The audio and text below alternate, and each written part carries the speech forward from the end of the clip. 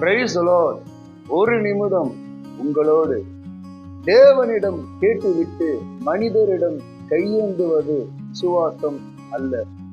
மத்தேயு 21:22 விசுவாசம் உள்ளவர்களாய் ஜெபத்தில் எவைகளையெல்லாம் கேட்பீர்களோ அவைகளையெல்லாம் பெறுவீர்கள் என்று சொல்லி கர்த்தர் வாக்கு பண்ணியிருக்கிறார். நாம் கர்த்தரிடத்தில் அநேக காரியங்களை கேட்கிறோம்.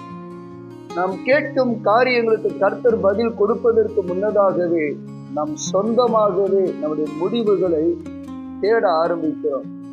இப்படி சொந்தமாக பல முடிவுகளை தேடும்போது மிகுந்த கடன் சுமையிலும் மன உளைச்சலுக்குள்ளாகவும் தள்ளப்படுகிறோம். எனவே இனி வரும் காலங்களில் நாம் கர்த்தரிடத்தில் கேட்கும் காரியங்களுக்கு பதில் கர்த்தர் தரும் வரை அவருடைய பாதத்தில் காத்திருப்போம். 5 அப்பங்கள் 2 மீன்களை பெருக செய்தவருடைய கரத்தையே நோக்கி இருப்போம். வாழ்வின் கடைசி நொடியிலும் கர்த்தர் நமக்கு அற்புதங்களை செய்ய வல்லமையுள்ளவராய் இருக்கிறார். God bless you.